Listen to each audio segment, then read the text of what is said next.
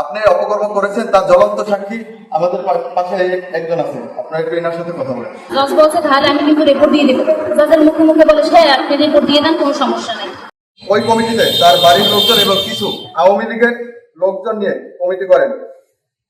ওই কমিটি দেখিয়ে 5 তারিখের পরে সে বিভিন্ন ইউনিটের এবং নেতাকর্মীদের কমিটি দিতে পারেন বলে অর্থ আদায় করেন।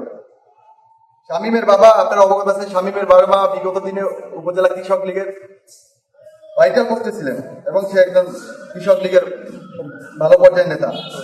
তার বাড়ি হারিটানা মুন্সি বাড়ি, ওই বাড়ির 90% আওয়ামী লীগ পন্থী ছিল।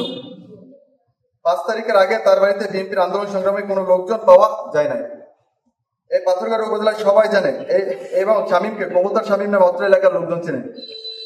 বাংলাদেশে তার 20,000 কোটি টাকার প্রজেক্ট আছে বলে তিনি বিভিন্নভাবে বিভ্রান্ত করেন মানুষকে।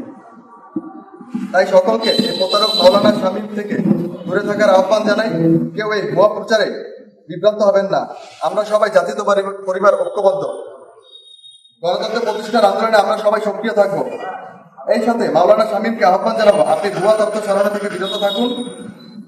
আপনার যদি নির্বাচন করার ইচ্ছা থাকে আপনি পাথরঘাটা আসুন, নির্বাচন করুন, প্রচারণা চালান, দেখি আপনার কত জনপ্রিয়তা আছে। 5ই আগস্টের পরে আপনি কেন পাথরঘাটা এখন আসেননি, আপনি আপনার নির্বাচনী অঞ্চলে কেন আসেননি, এই কথার উত্তর আপনি দিবেন দয়া করে। দেশে আপনার প্রতি মানুষের আস্থা আছে কিনা আপনি প্রচারণা চালান, দেশে এসে আমরা বুঝবো তখন।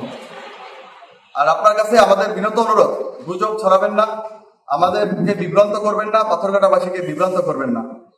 আপনি অপকর্ম করেছেন তার জ্বলন্ত সাক্ষী আমাদের পাশে একজন আছে, আপনার একটু এনার সাথে কথা বলেন।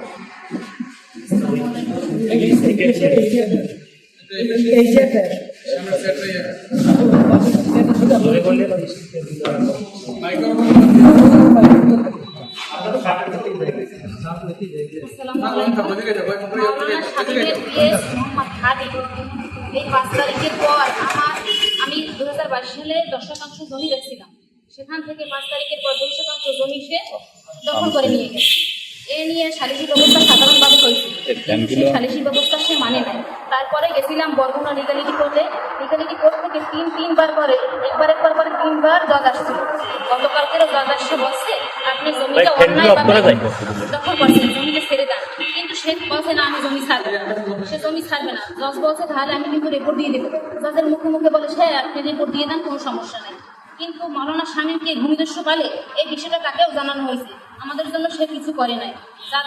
যাদের জন্য আমরা দেশে শান্তিতে থাকবো, আমাদের সুষ্ঠু বিচার করবে, তারাই যদি জমি দখল করে, আমরা কোথায় আছি এখন বলেন আপনারা? সে কি ভূমিদস্যু পালে? আমরা এই মাওলানা শামীমের সর্বোচ্চ বিচার চাই। আচ্ছা, এই যে জমিটার কথা বললেন, এই জমিটার অবস্থান কোথায় এবং এর সাথে কিভাবে সে জড়িত হইল? তার জমিটা আমার 9 নম্বর ওয়ার্ডে। সে বর্তমান তার বাসস্থান তার জমির পাশে আমার জমিটা।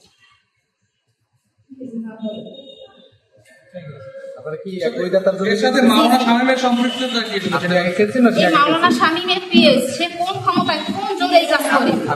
মোহাম্মদ হাদি একই দাতার না, 3 জন দাতা।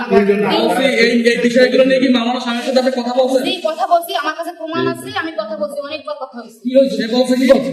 সে বিষয়ে কিছু বলে নাই, বলে আমি আসবো। সে কবে আসবে? সে আসবে বললে ঠিক আছে, সে আসবে, আমরা অপেক্ষা করবো। সে আসবে, কালকে সে ওই জমিতে পিল করবে, পরশু সে ওই জমিতে বেড়া দেয় টাকাটা দিয়া। জজ সাহেব আসার পরও সে বলছে আমি আগামী সপ্তাহে আবার আসতেছি।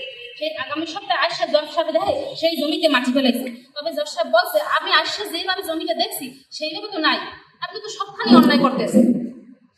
আচ্ছা, মাওলানা শামীম এখানে নাই, কিন্তু সে পিএস হিসেবে কি প্রভাব এমন কোনো প্রভাব বিস্তার করছে?